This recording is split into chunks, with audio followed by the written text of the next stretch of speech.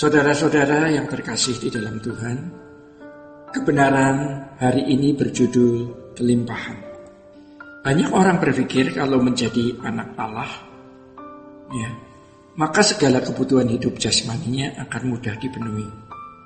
Jalan hidupnya menjadi lebih lancar, sehingga hidup ini dapat dijalani lebih mudah. Pernyataan ini seakan-akan meyakinkannya bahwa Tuhan pasti mengistimewakan mereka tanpa syarat. Mereka percaya bahwa Allah sebagai Bapa akan menyenangkan anak-anaknya dengan bakat jasmani yang berkelimpahan. Biasanya mereka berpikir demikian sebab mereka mengacu pada firman Tuhan di dalam Yohanes 10 ayat 10 yang mengatakan bahwa Tuhan datang untuk memberi kelimpahan. Benarkah ini? Mari kita lihat faktanya. Faktanya malah sering bertolak belakang. Kelimpahan dalam Yohanes 10:10 bukanlah berkat jasmani, melainkan kelimpahan dalam arti kualitas hidup yang tinggi. Kualitas hidup yang tinggi tentunya adalah kehidupan yang sesuai dengan kehendak Allah. Sesungguhnya Bapa lebih memperhatikan kelimpahan secara rohani daripada kelimpahan secara jasmani. Justru demi kelimpahan secara rohani, orang percaya harus dibentuk Tuhan sedemikian rupa dengan berbagai proses yang seringkali tidak nyaman. Saudara, hidup menjadi tidak nyaman karena proses tersebut. Jadi kalau Tuhan memandang berkat jasmani yang dimiliki seseorang anak Tuhan membahayakan, Tuhan pun akan mengurangi bahkan sampai pada tingkat ekstrim dengan mengambil semuanya. Tuhan tidak mudah mengabulkan doa orang percaya jika apa yang dimintanya adalah sesuatu yang membahayakan. Allah sebagai Bapa pasti memelihara kehidupan jasmani anak-anaknya dengan sempurna. Namun Bapa lebih mengutamakan pemeliharaan rohani dan kedewasaan iman orang percaya agar mengambil bagian di dalam kekudusannya. Di dalam Ibrani 12 ayat 5-9 dikatakan bahwa Ia adalah Bapa yang mendidik anak-anaknya. Didikan tersebut memang sementara waktu tidak mendatangkan sukacita. Artinya orang percaya yang sedang dididik oleh Allah Bapa akan merasakan kehidupannya tidak nyaman. Namun didikan tersebut menghasilkan damai dalam kehidupan orang percaya, yaitu damai sejahtera Allah yang melampaui segala akal dan yang bernilai kekal. Saudara-saudara, dalam hal ini penyertaan Tuhan memang tidak selalu memberi kenyamanannya. Sebaliknya malah ketidaknyamanan.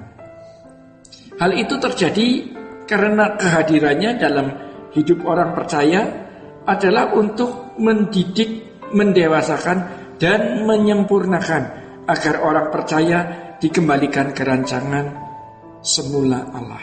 Saudara-saudara, Bapa tidak akan mengorbankan pendidikan rohani, yaitu kesempurnaan sebagai anak-anaknya secara moral dengan kelimpahan jasmani.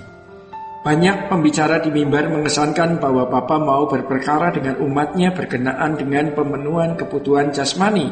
Adapun mengenai kebutuhan rohani, dikesankan bahwa itu bisa bertumbuh dengan sendirinya secara otomatis dan mudah. Itulah sebabnya dalam pertemuan-pertemuan bersama di beberapa gereja, yang mereka utamakan adalah puji-pujian dan pengagungan terhadap kuasa dan kebaikan Tuhan.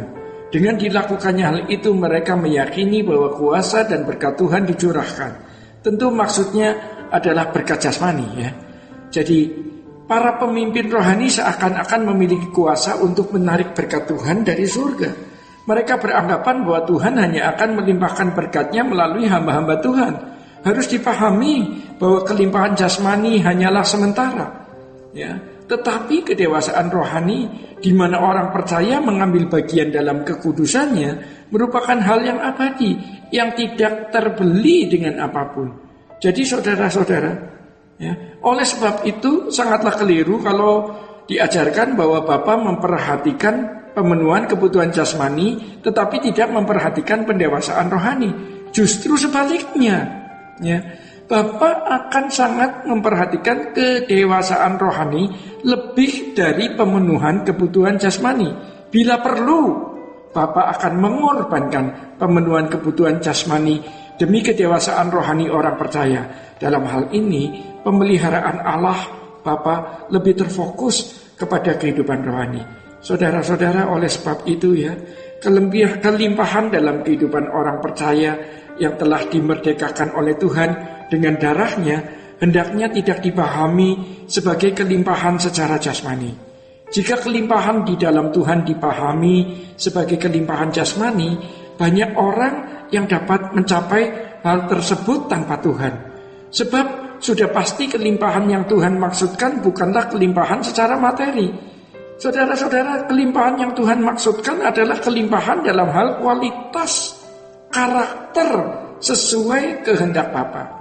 Jadi dalam hal ini Tuhan memberikan kemampuan, ya, sarana dan fasilitas yang berlimpah untuk orang percaya sehingga dapat mencapai kualitas hidup yang tinggi tersebut.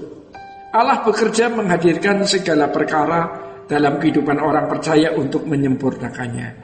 Disinilah letak kelimpahan yang dihadirkan Allah dalam kehidupan orang percaya, yakni berkat penggarapan dan penyempurnaan yang tidak ternilai.